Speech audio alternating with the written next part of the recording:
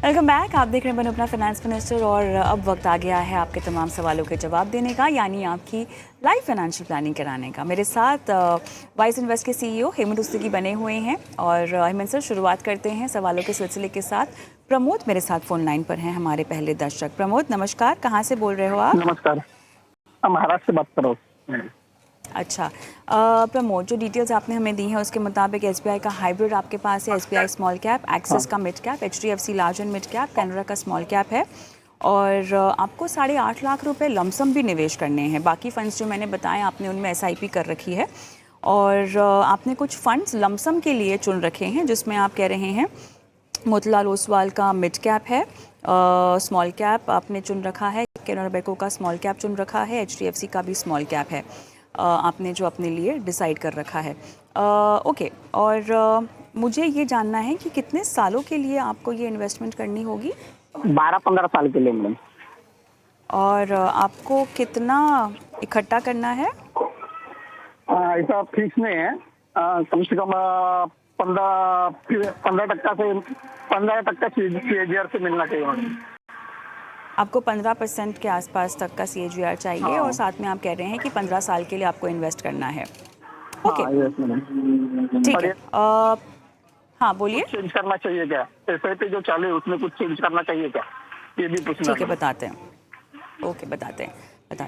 तो हेमंत सर, पहले तो हम एसआईपी वाले फंड्स की बात कर लेते हैं और बाद में बताइएगा आपकी 8.5 लाख रुपए जो इनको लमसम करने हैं वो किस तरह से अक्रॉस द फंड्स इनको डिवाइड करने चाहिए। जी कविता थी, ये जो क्लैरिटी इन्होंने दी कि इनका टाइम होराइजन कितना है, 12 से 15 साल की बात कर रहे हैं, तो ऑब्वियसली वहां पे एसआईपी से इन्वेस्ट करना एक अच्छी स्ट्रैटेजी है, इक्विटी फंड स्पेशली जब आप बात कर रहे हैं तो I think in terms of strategy बिल्कुल सही है। अगर मैं इनके एसआईपी फंड्स की बात करूं तो एक एसआईपी इक्विटी हाइब्रिड फंड है। ऑब्वियसली अगर 15 साल का टाइम होराइजन है तो फिर मुझे लगता है कि प्योर इक्विटी फंड एक डेफिनेटली बेटर ऑप्शन हो सकती है। तो एसबीआई में एक जो फंड है कॉन्ट्रा फंड, जो मुझे लगता है किसी भी लॉन्ग टर्म निवेशक के पोर्टफोलियो में हो सकता है, तो उसको आप कंसीडर कीजिए एसबीआई हाइब्रिड की जगह। फिर मैं देख रहा हूँ कि इनके पोर्टफोलियो में 2 स्मॉल कैप फंड है। ऑब्वियसली इतने लंबे समय के लिए जब आप इन्वेस्ट कर रहे हो तो स्मॉल कैप डेफिनेटली आपके पोर्टफोलियो में हो सकता है, बट वो इतना साथ में ये भी इंपॉर्टेंट है कि जो फंड्स आप चुने वो अच्छे हो। तो यहाँ पे इन्होंने एसबीआई स्मॉल कैप फंड है, उसके उसके सामने अगर मुझे लगता है और निप्पॉन इंडिया स्मॉल कैप या बंधन स्मॉल कैप को देखें तो वो एक बेटर ऑप्शन हो सकती है। तो एक तो ये डेफिनेटली यहाँ पे चेंज है। दूसरा, एक और स्मॉल कैप है इनके पास, कैनरा बैंक। जैसा मैंने कहा कि एक ही फंड रखेंगे, तो अगर हम बंधन स्मॉल कैप रख रहे हैं तो इसकी जगह में हम एक small large and mid cap fund रखें। मुझे लगता है बहुत ही इंपॉर्टेंट कैटेगरी है, तो वहां पे Motilal Oswal large and mid इनके पोर्टफोलियो में हो सकता है। तो ये कुछ बदलाव पोर्टफोलियो में, जैसे ऑलमोस्ट लाइक 3 चेंजेस अगर ये अपने पोर्टफोलियो में करें, तो एक तो जो सही बैलेंस होना चाहिए आपके पोर्टफोलियो में in terms of exposure to different segment, और वो आपको यहाँ पे मिलेगा। अब इन्होंने कहा कि इनको जो लमसम इन्वेस्ट करना है वो कहाँ पे करें, क्योंकि अगर इस तरीके से हम पोर्टफोलियो की रीबैलेंसिंग करते हैं तो मुझे लगता है कि जो एक्जिस्टिंग फंड है उन्हीं में वो पैसा लगा जा सकता है। अगर उनका जो टाइम होराइजन है लमसम के लिए भी अगर लंबा है तो उसमें इनके पास HDFC large and mid cap fund है जो काफी अच्छा फंड है, उसके अंदर आप इन्वेस्ट कर सकते हो। एसबीआई कॉन्ट्रा की जैसे मैंने बात की, अगर ये डिसाइड करते हैं कि उस फंड में जाए तो वो एक अच्छी ऑप्शन है।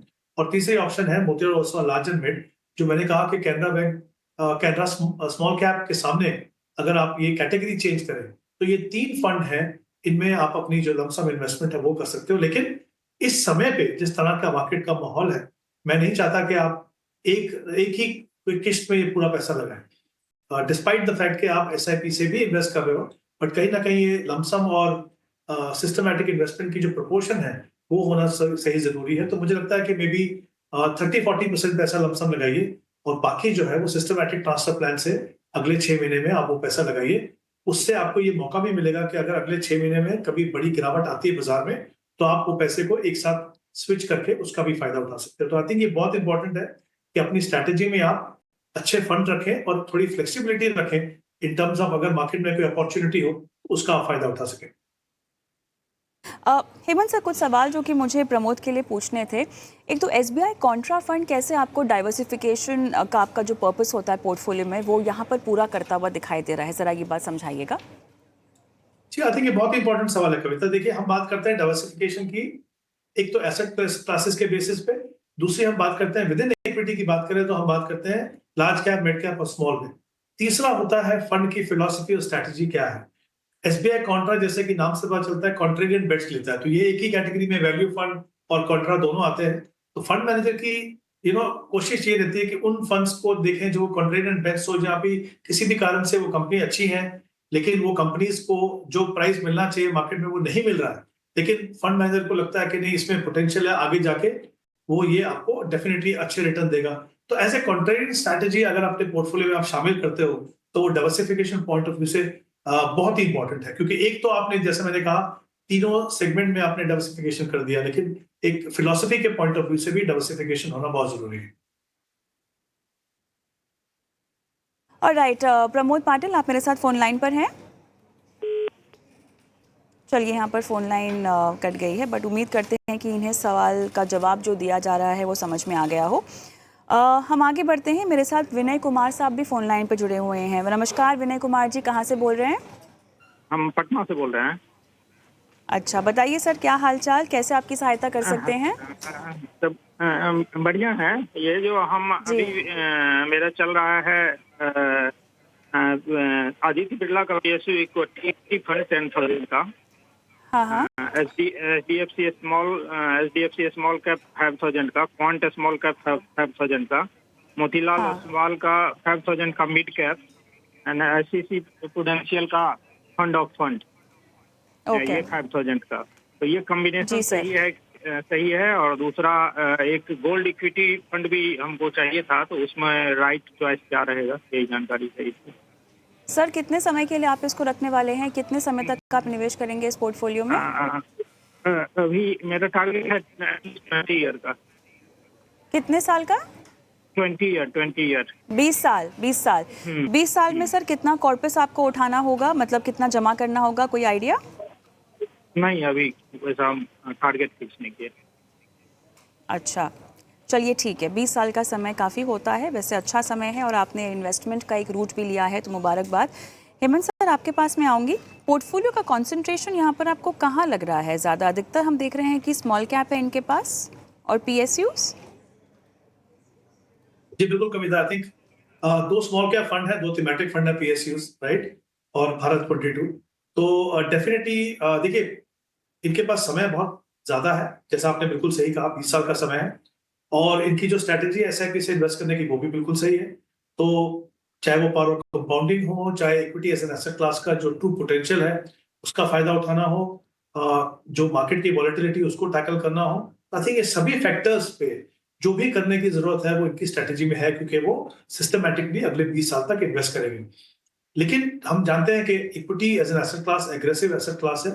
ये बहुत इंपॉर्टेंट है कि अपना पोर्टफोलियो डाइवर्सिफाई बनाए, बहुत ज्यादा एक्सपोजर थीमेटिक में स्पेसिफिकली अगर आप ऐसे निवेशक हैं जो अपने पोर्टफोलियो को बहुत एक्टिवली मैनेज नहीं करने वाले, तो वो बिल्कुल सही नहीं है।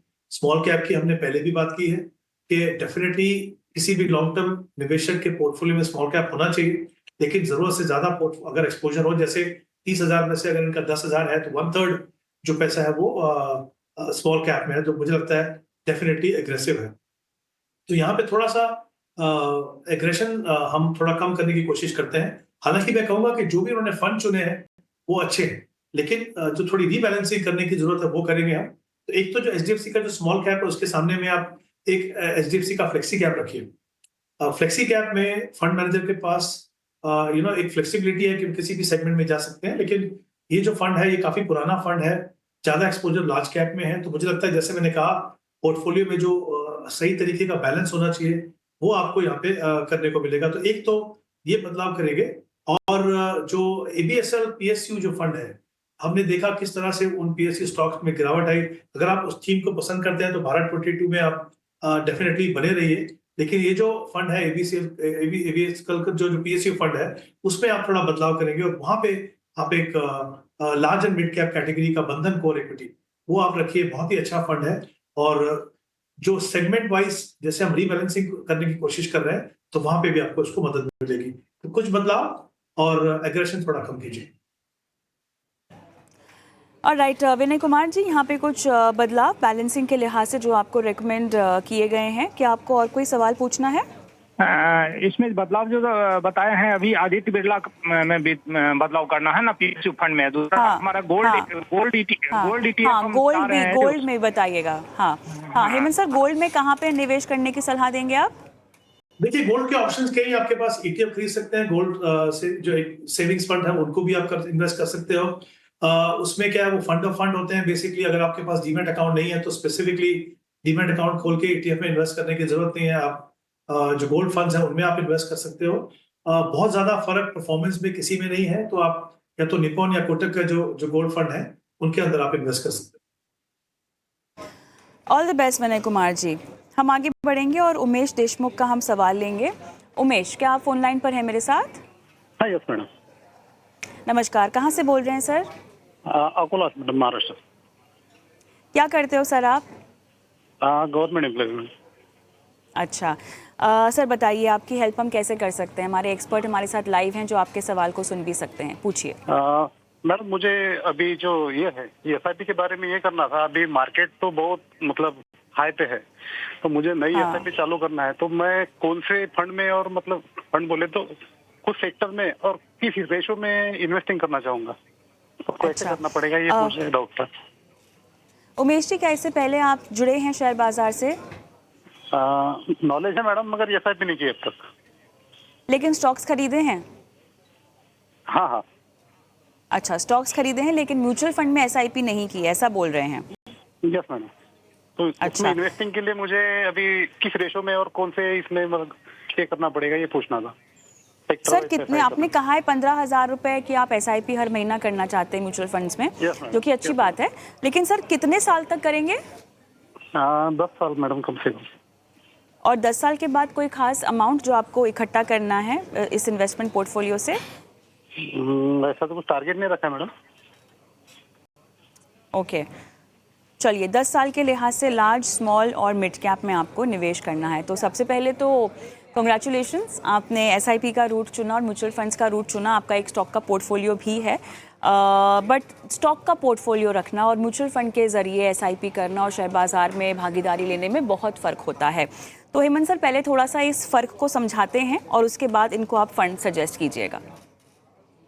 देखिए कविता, 2-3 इंपॉर्टेंट एस्पेक्ट है। एक तो उन्होंने शुरुआत में कहा कि उनको एसआईपी से इन्वेस्ट करनी है, लेकिन मार्केट जो लेवल है काफी ऊंचा लग रहा है उनको। आई थिंक पहले तो मैं उसको एड्रेस करना चाहूंगा कि जब आप एसआईपी से इन्वेस्ट करते हो, स्पेसिफिकली जैसा उन्होंने खुद कहा कि वो 10 साल के लिए इन्वेस्ट करना चाहते हैं और आप हर महीने इन्वेस्ट कर रहे हो, तो ऑब्वियसली करंट मार्केट लेवल का कोई मीनिंग नहीं है आपके लिए, क्योंकि आप 10 साल का टाइम होराइजन ले रहे हो। और अगर मार्केट में वॉलेटिलिटी आती भी है तो आपको फायदा ही होगा, क्योंकि आप एक डिसिप्लिन तरीके से हर महीने इन्वेस्ट करोगे। तो जैसा हम हमेशा कहते हैं कि आपको एवरेजिंग का फायदा होगा। तो मार्केट लेवल देख के बिल्कुल भी आपको डिसीजन नहीं लेना, आप उसमें कंटिन्यू करते रहे। दूसरा इशू उन्होंने कहा कि लार्ज कैप, मिड कैप में और स्मॉल कैप में किस तरह का एलोकेशन, ये बहुत ही इंपॉर्टेंट है। तीनों इंपॉर्टेंट सेगमेंट है मार्केट के, और तीनों के जो रिस्क रिवॉर्ड है वो अलग है। किसी भी निवेशक के लिए एक एलोकेशन करना बहुत मुश्किल होता है, और अगर एलोकेशन कर भी लिया तो उसको समय समय पे रीबैलेंसिंग करना बहुत ही मुश्किल है, क्योंकि एक तो उसमें मार्केट टाइमिंग का इशू आता है, दूसरा टैक्सेशन का इशू आता है। तो मुझे लगता है कि ऐसी कैटेगरीज को चुनिए जहां पे फंड मैनेजर के पास फ्लेक्सिबिलिटी है कि वो तीनों सेगमेंट के अंदर रीबैलेंस करके आपको पोर्टफोलियो बना दे। एज एन इन्वेस्टर आपको ये देखना है कि किस कैटेगरी में आप कितना पैसा इन्वेस्ट करेंगे। तो मान लीजिए आप 15,000 जो इन्वेस्ट करना चाहते हो, उसमें आप एक फ्लेक्सी कैप कैटेगरी को देखिए, क्योंकि फ्लेक्सी कैप में फंड मैनेजर के पास पूरी फ्लेक्सिबिलिटी है in terms of allocation to different market segment. तो वहां पे आप एचएसबीसी का फ्लेक्सी कैप देख लीजिए। फिर large and mid cap fund, जहां पे मिनिमम 35% एलोकेशन दोनों सेगमेंट में होना जरूरी है, और 30% में फंड मैनेजर के पास फ्रीडम है कि वो जहां भी चाहे, जहां उनको पोटेंशियल लगे वो इन्वेस्ट करें। तो वहां पे आप मोतीलाल ओसवाल का लार्ज एंड मिड देख सकते हो। और फिर तीसरा फंड एक मल्टी कैप फंड, जिनमें तीनों सेगमेंट लार्ज, मिड और स्मॉल तीनों में आपको एक्सपोजर मिलेगा। वहां पे मिनिमम 25% एलोकेशन फंड मैनेजर को मेंटेन करना है। मेरा ये मानना है कि जब आप लॉन्ग टर्म के निवेशक हो, आप बहुत एक्टिवली नहीं मैनेज करते हो, तो कहीं ना कहीं आपके पोर्टफोलियो में एक बायस होना चाहिए लार्ज कैप के लिए, और उसके बाद आना चाहिए मिड कैप, और फिर आना चाहिए स्मॉल कैप। ये तीनों फंड का जो कॉम्बिनेशन है, जिस तरीके से हम इन्वेस्ट कर रहे हैं, तो हमने एक्जैक्टली वही अचीव करने की कोशिश की है। तीसरी अच्छी बात यह है कि इन्होंने इन्वेस्ट करने से पहले अपना सवाल पूछा। काफी बार हम देखते हैं कि इन्वेस्ट होता है पिछले महीने या 10 दिन पहले, और फिर हम सवाल पूछते हैं कि हमें ये सही है कि नहीं। तो ये बहुत अच्छी बात है कि आप निवेश करने से पहले ही अपना सवाल पूछ रहे हैं, ताकि आप हमसे जो गाइडेंस हम दे सकते हैं आपको वो दें, और उसके बाद फिर अपना आप फैसला ले सकते हो। तो आई थिंक बिल्कुल सही है, लंबा समय है, सिस्टमैटिकली इन्वेस्ट करते रहिए। और ये 3 सेगमेंट है और 3 फंड मैंने आपको बताया, अगर आप चाहें तो डेफिनेटली इनको कंसिडर कर सकते हैं। उमेश देशमुख जी, आपको काफ़ी हद तक क्लैरिटी मिलती हुई। बताइए, कुछ और पूछना है आपको सवाल? यस मैडम, मुझे ये पूछना था, अभी फ्लेक्सी कैप में फंड मैनेजर मैनेज करेंगे, ये मतलब कौन से इसमें उनको फंड डिवाइड करना है, मगर वो फ्लेक्सी कैप, वो स्मॉल कैप और मिड कैप ऐसा अलग अलग लेना सही रहेगा कि फ्लेक्सी कैप ही लेना बेटर रहेगा इसमें? बताइए हेमंत सर। बहुत ही इंपॉर्टेंट सवाल है, बहुत ही अच्छा सवाल पूछा आपने। आई एम ग्लैड कि आपने ये सवाल पूछा। देखिए क्या होता है, अगर एज एन इन्वेस्टर, जैसे आपने कहा आप स्टॉक में भी इन्वेस्ट करते हैं, अगर आप डिसाइड कर पाते हैं कि ये मेरी एलोकेशन डिफरेंट मार्केट सेगमेंट में होनी चाहिए और उसको मैं मेंटेन करना चाहूंगा, तो डेफिनेटली वो तीनों जो फंड्स है अलग अलग कैटेगरी, अलग अलग सेगमेंट में इन्वेस्ट करने की उनका पर्पस ही वही है। लेकिन 2 इश्यूज होते हैं। देखिए, एक ये होता है कि कभी कभी मान लीजिए किसी सेगमेंट ने अच्छा किया और आप चाहते हैं कि उसकी आप एक्सपोजर को कम करें, तो आपको 2 डिसीजन लेने, जैसे मैंने पहले भी कहा जवाब में आपने, कि एक तो कम करें, ये इशू है। दूसरा, जब भी आप कुछ पोर्टफोलियो का हिस्सा बेचेंगे तो आपको कैपिटल गेन देना पड़ेगा। जब आप इस कैटेगरी में होते हैं जहां पे फंड मैनेजर के पास फ्लेक्सिबिलिटी है, तो वो आपके बिहाफ पे डिसीजन लेते हैं। यानी आपने कुछ भी एक्शन नहीं लिया तो आपके ऊपर कोई टैक्सेशन नहीं है, और म्यूचुअल फंड जो है उसके ऊपर टैक्स देते नहीं। तो मुझे लगता है ये फ्लेक्सिबिलिटी, टैक्सेशन और एज एन इन्वेस्टर डिसाइड कर पाना कि इसमें रीबैलेंसिंग कब करें, वो उसमें थोड़ी सी डिफिकल्टी आती है। बट आपको अगर कॉन्फिडेंट है कि आप ये मेंटेन कर सकते हैं, तो डेफिनेटली आप तीनों सेगमेंट के अलग अलग फंड में इन्वेस्ट कर सकते हैं। चलिए, all the best Umesh Deshmukh ji. आपके सभी सवालों के जवाब यहाँ पर मिलते हुए हेमंत जी की तरफ से हम आगे बढ़ते हैं। विश्वास जादवर मेरे साथ फोन लाइन पर है। नमस्कार विश्वास जी। महाराष्ट्र से, सोलापुर। महाराष्ट्र से। आज क्या बात है, आज सारे हमें दर्शक महाराष्ट्र से ही कॉल कर रहे हैं, अच्छा लगा। बताइए विश्वास जी, कैसे आपकी सहायता कर सकते हैं? मेरा 3 सिप है, SBI Contra 4000 rupees, SBI small cap 3000, SBI blue chip 3000 जी, ठीक है। और लमसम कॉन स्मॉल कैप में 1 लाख रुपीज। Okay, hello. और निपॉन इंडिया में 1 लाख रुपीज। निपॉन इंडिया, ठीक है। हाँ, निपॉन ग्रोथ, ओके जी। जी जी, निपॉन ग्रोथ में 1 लाख रुपीज है। तो मेरा 15 इयर्स में 75 लाख का कॉर्पस बनेगा क्या? ठीक है। अच्छा, कौन स्मॉल कैप में आपका मुनाफा कितना बढ़ गया? कब डाला था और कब कितना मुनाफा बढ़ा है? अभी 8 मंथ हो गए, 22% रिटर्न है अभी। कितने खुश हो रहे होंगे आप तो अभी, हाँ? अभी बहुत बढ़िया है। चलिए, बहुत अच्छा। 75 लाख के कॉर्पस को जमा करने के पीछे कोई खास वजह है? आपको कोई ऐसा फाइनेंशियल आपका गोल है, लक्ष्य है जो आपको पूरा करना है 75 लाख से? लक्ष्य तो है, बच्चे का एजुकेशन। तो विश्वास, 75 लाख अभी के लिहाज से आपको बहुत ज़्यादा लग रहे हैं, लेकिन 15 साल के बाद तो ये पैसे रकम कम हो जाएगी ना, अगर हम महंगाई को भी काउंट करें तो। आपने सोचा है इस बारे में? वो सोचकर आपने उसमें मैं स्टेप अप SIP करने वाला है अगले ईयर से, 10% से। अच्छा, चलिए ठीक है। तो 75 लाख से 1 करोड़ तक का लक्ष्य हम लेकर चलते हैं, है ना? हाँ, यस यस यस, है ना, क्योंकि पढ़ाई लिखाई का खर्चे देखिए, पढ़ाई लिखाई तो महंगी ही हो रही है, सस्ता तो कुछ हो नहीं रहा है ना। तो थोड़ा सा लक्ष्य को बढ़ाई देते हैं, ठीक है। और राइट हेमंत, हाँ, आप करेंगे, बहुत बढ़िया जी, बहुत ज़रूरी है टॉपअप करना जी। हेमंत सर बताइए, क्या करना चाहिए? हाँ, देखिए कविता, इनका जो टाइम होराइजन उन्होंने कहा 15 साल है, और जो कॉर्पस इनको बनाना है वो 75 लाख। तो अगर मैं इनकी SIP का अमाउंट देखूं 10,000, और जो इनकी एक्यूमुलेटेड कॉर्पस है, अगर ये कंटिन्यू करते हैं अपना प्रोसेस 12% के हिसाब से, मैं अगर रिटर्न मान के चलूं तो करीब 60 लाख का कॉर्पस बनेगा। तो ऑब्वियसली थोड़ा गैप है, जितना वो एक्यूमुलेट कर पाएंगे और जितना वो करना चाहते हैं, तो उसको पूरा करने के लिए उनके अपनी SIP अमाउंट जो है 3,000 से बढ़ानी होगी।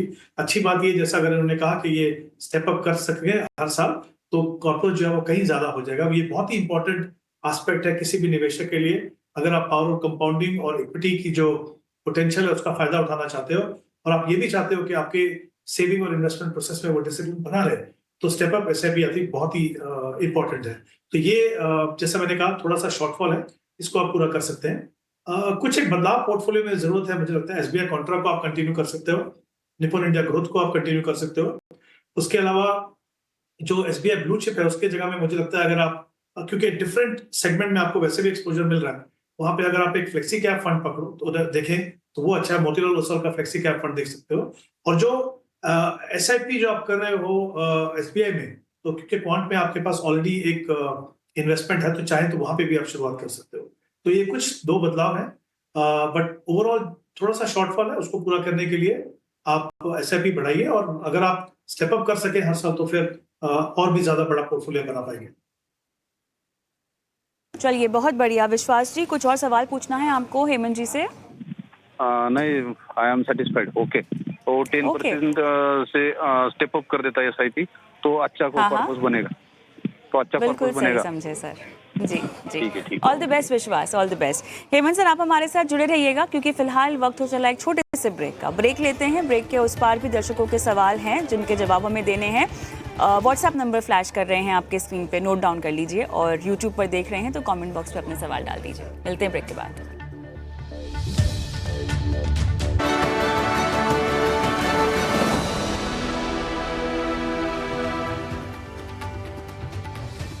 Welcome back. आप देख रहे हैं बनो अपना फाइनेंस मिनिस्टर, और हम कर रहे हैं आपकी life financial planning. Hemant Rustagi मेरे साथ बने हुए हैं जो इस सफ़र में आपकी सहायता कर रहे हैं। हेमंत जी, अगला सवाल हम राजेश का ले रहे हैं, यूट्यूब के ज़रिए सवाल भेजा है। रांची झारखंड में रहते हैं, 1 लाख का लमसम निवेश करना है, और क्या एसबीआई स्मॉल कैप उस निवेश के लिए सही रहेगा? 5 साल का टाइम होराइजन है, और इनके पोर्टफोलियो में एसबीआई मल्टी कैप है, एसबीआई मैग्नम मिड कैप है, एसबीआई एनर्जी अपॉर्चुनिटी है, और कोई बदलाव इस इलेक्शन में और इस निवेश में अगर ज़रूरत हो तो बताइएगा। चलिए, सारे ही एसबीआई के हैं इनके पास फंड्स, तो सबसे पहला बदलाव तो शायद वही उनको करना होगा, और 5 साल की अवधि के लिए इन्होंने कंप्लीट इक्विटी पोर्टफोलियो बना रखा है। ये भी एक बहुत बड़ा चैलेंज इनके पोर्टफोलियो में दिखाई दे रहा है, और अड़चन जो दिखाई दे रही है। जी कविता, बिल्कुल ठीक है। आई थिंक 5 साल के लिए पूरा equity portfolio banana, I think कहीं ना कहीं अपने पोर्टफोलियो का आप थोड़ा सा रिस्की बना रहे हो। वहाँ पे मेरे हिसाब से एक मिक्स होना चाहिए था, वो इक्विटी हाइब्रिड और जो इक्विटी फंड्स हैं। इसमें भी अगर हम देखें तो जैसा आपने बिल्कुल सही पॉइंट आउट किया कि तीनों के तीनों जो फंड्स हैं वो एसबीआई म्यूचुअल फंड के फंड्स हैं। कभी कभी ऐसा हो सकता है कि आप किसी ब्रांड से कंफर्टेबल हो, आपको लगता है कि वो फंड्स अच्छा परफॉर्म कर रहे हैं, but I think considering the fact कि हमारे देश में इतने सारे अच्छे फंड्स हैं और डिफरेंट फिलोसफीज हैं, तो as a fund, as an investor हमारी कोशिश ये होनी चाहिए कि हम डिफरेंट फंड हाउसेज में डिफरेंट फिलोसफीज में इन्वेस्ट करें। इसका मतलब ये नहीं कि आप 10-15 में फंड में आप इन्वेस्ट करेंगे, लेकिन कहीं ना कहीं एक में इन्वेस्ट करना तो बिल्कुल सही नहीं है। तो ये थोड़ा सा बदलाव करने की जरूरत है। उसमें भी एक थीमेटिक फंड है, हालांकि मैं कहूंगा कि एसबीआई एनर्जी अपॉर्चुनिटी जो फंड है वो अच्छा फंड है, बट किसी भी नए निवेशक के लिए जो बहुत ही रेगुलरली इन्वेस्ट करते हैं और बहुत ज्यादा मे बी अवेयर ना हो कि इसके जो अटेंडेंट रिस्क और रिवॉर्ड क्या है और कब इसमें बदलाव करना है, तो मुझे लगता है वो थीमेटिक फंड से थोड़ा दूर रहना चाहिए। तो यहाँ पे एक large and mid cap fund रख लीजिए आप। हमने कुछ फंड्स की पहले बात की, बंधन कोर या तो फिर Motilal Oswal large and mid, तो एक बदलाव तो आपको ये करना है यहाँ अपने पोर्टफोलियो में। और इवन मिड कैप में भी अगर एसबीआई मिड कैप को देखूं तो मुझे लगता है कि बेटर परफॉर्मेंस वाले फंड्स अवेलेबल है यहाँ पे, जैसे कोटक इमर्जिंग या फिर इन्वेस्को मिड कैप। तो बदलाव करना है, और जैसा मैंने कहा कि शायद वो कहीं ना कहीं इक्विटी हाइब्रिड भी होना जरूरी है पोर्टफोलियो में। तो एक फंड अगर आप चाहें तो कोई भी इक्विटी हाइब्रिड आप देख सकते हैं। जैसे हम कोटक की बात कर रहे हैं तो आप कोटक इक्विटी हाइब्रिड भी रख सकते हैं इंस्टेड ऑफ इमर्जिंग, अगर आप अपना रिस्क थोड़ा कम करना चाहते हैं। ऑलराइट, चलिए, फोन लाइन पर तो हमारे साथ है नहीं, लेकिन बहुत ज़रूरी बात आपने कहा कि रिस्क कम करने की ज़रूरत है, और उसी को ध्यान में रखते हुए आपने उनको सलाह भी दी। इसी के साथ शो को समाप्त करने का भी समय हो चुका है। हेमंत सर, बहुत बहुत धन्यवाद आपका, समय निकाला आपने हमेशा की तरह और दर्शकों का मार्गदर्शन किया। मुझे भी फ़िलहाल इजाज़त दें बनो अपना फाइनेंस मिनिस्टर में, लेकिन जाते जाते मैं आपको छोड़े जा रही हूँ हमारे व्हाट्सएप नंबर के साथ और हमारे यूट्यूब चैनल की आईडी के साथ, जहाँ पर आप अपने सवाल हमें कमेंट बॉक्स में छोड़ सकते हैं। अपने सवाल डिटेल में भेजिएगा, कहाँ निवेश किया हुआ है, कब तक करना चाहते हैं, किस लक्ष्य के लिए करना चाहते हैं, कितना पैसा आपको इकट्ठा करना है इस निवेश के ज़रिए, डिटेल्स दीजिएगा ताकि उसी के मुताबिक आपकी फाइनेंशियल प्लानिंग विस्तार से कराई जा सके हमारे शो पर लाइव। इजाज़त दें, नमस्कार।